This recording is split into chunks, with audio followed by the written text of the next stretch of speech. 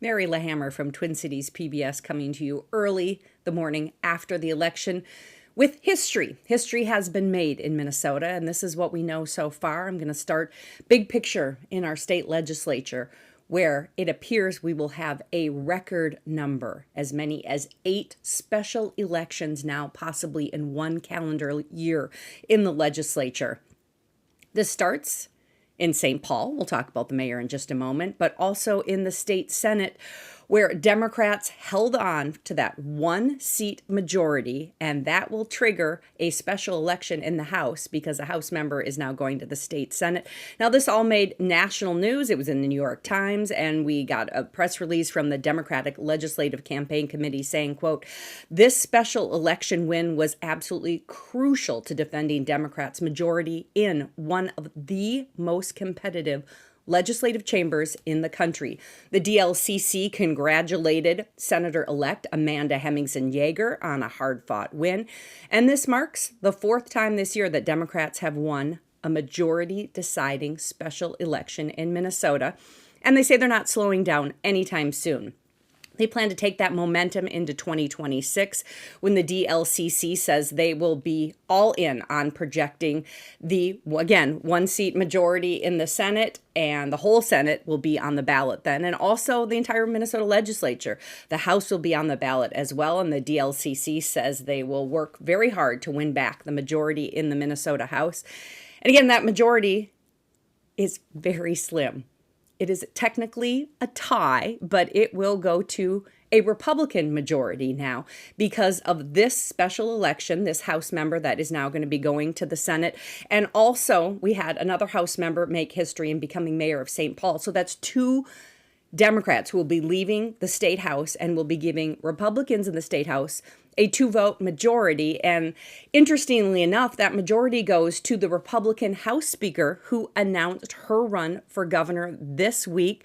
Lisa Dameth, first woman of color in the Republican side of the aisle to lead the chamber, made big news this week, really considered the most important, biggest, most formidable challenger for Governor Tim Walz, who is seeking an unprecedented 3rd term for governor in Minnesota. So a lot of history made. And this House member is a scientist who replaced another scientist, another very interesting, controversial case. State Senator Nicole Mitchell was convicted of burglary. She was a meteorologist who had worked in media and military and elsewhere, and she was convicted of burglary and had to resign that seat, and that moves a House member to the Senate. We do have another House member making history.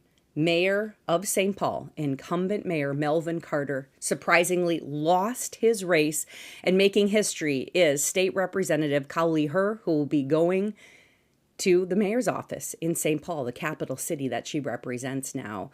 And she makes a lot of history, being the first woman to ever hold that office in the city of St. Paul. Not the first person of color. Of course, Mayor Carter is a person of color.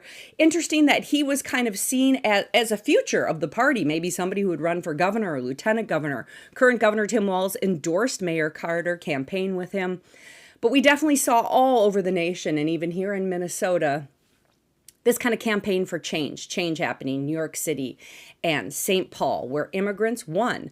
Representative Her is a refugee, a nonprofit executive, a finance professional, as we said, a state representative, a mom. Of course, she will be the first woman and the first Asian American to serve in that role. She's of Hmong descent and has been a part of really successful Hmong immigrants from St. Paul. Many people know Suni Lee, the gymnast who won gold and captured the nation's heart from St. Paul. Very successful recently on Almanac. We had Diane on from Diane's Place, just named by Food and Wine magazine the best restaurant in America.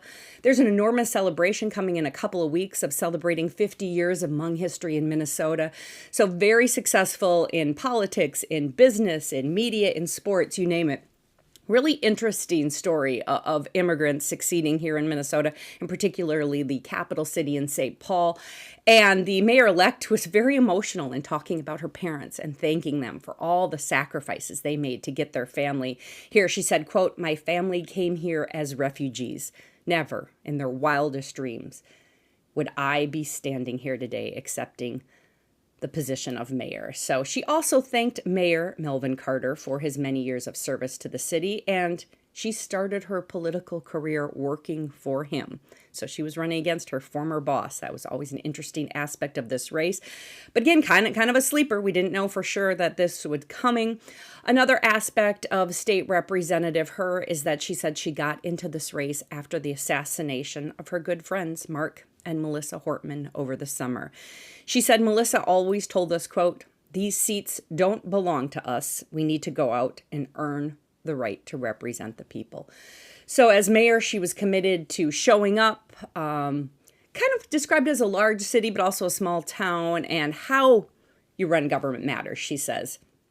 So she plans to show up for her city. She had criticized the mayor, and actually both incumbent mayors were criticized by their state legislative delegation of not engaging them enough. Again, the state legislature is important for the city when it comes to especially bonding dollars, large projects like sports stadiums and other things that people come to the cities for, our two major cities. The mayor-elect also said she wouldn't come to this position with all the answers, but she will always be willing to collaborate and pick up the phone. I think that's a little bit of a nod to maybe the mayors of Minneapolis and St. Paul being criticized again for not picking up the phone and communicating enough with their state legislative delegation. She said, "We are stronger when we work together. We have a lot of work ahead," and she plans to move St. Paul forward. What we don't know is what's ahead yet in Minneapolis. Again, both Minneapolis and St. Paul use ranked choice voting, so sometimes this can take a while. And we do not know the outcome for sure yet in Minneapolis. Incumbent Mayor Jacob Frey is being challenged by another state lawmaker from the legislative delegation, Senator Omar Fateh. Ranked choice can take time, and we just don't know how long that's going to take. I moderated a debate in that race that I'll put a link into. You can go back and see how hotly contested, particularly between the two of those folks in the Minneapolis mayoral debate. And it also had me in the archives going back to Twin Cities Public Television. It was about 25 years ago that I moderated my first mayoral debate. And that goes back to the person who made history in Minneapolis, who became the first woman of color to be Minneapolis mayor. And that was Sharon Sales Belton, and moderated that debate. So I'll put a link to that. Really interesting to look back at the history that was made quarter century ago in Minneapolis. And that's the same history that St. Paul just made in electing its first woman of color mayor there.